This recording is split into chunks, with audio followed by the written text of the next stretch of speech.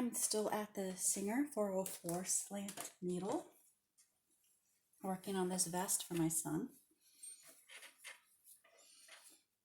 So I've got the outer finished with the pockets, sewed at the shoulder seams.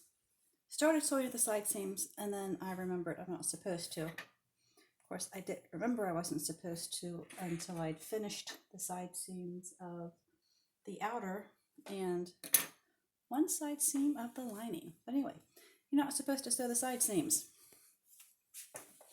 So right now I am stay stitching this front edge of the vest and the back collar.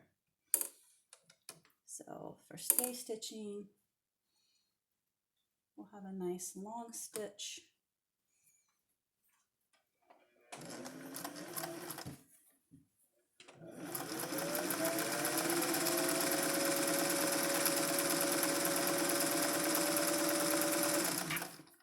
With a narrow seam allowance. Since the fabric is cut on a curve, which is the bias, it will have a tendency to kind of spread or pull. The stay stitching will help it to hold its shape while we finish the rest of the sewing.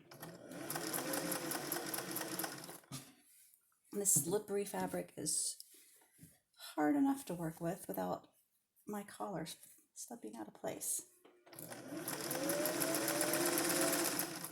It's called poly silk, I believe.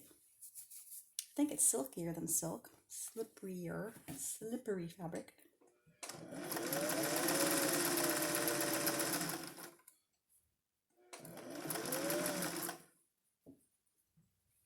After I stay stitch the front edges, I will put the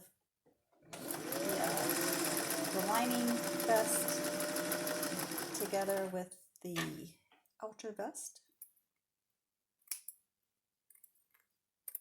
So all the way around, and then all around the edges. Then I will turn it through the side seams that were left open.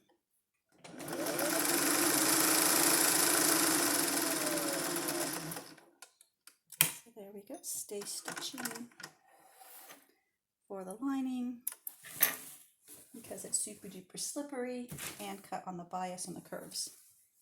Stay stitching for the outer for the same reason, just to try to keep this from stretching and pulling.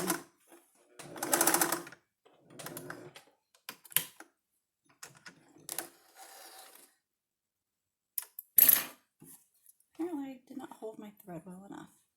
So the first few stitches, you have to hold those threads so they don't get sucked down into the bobbin casing.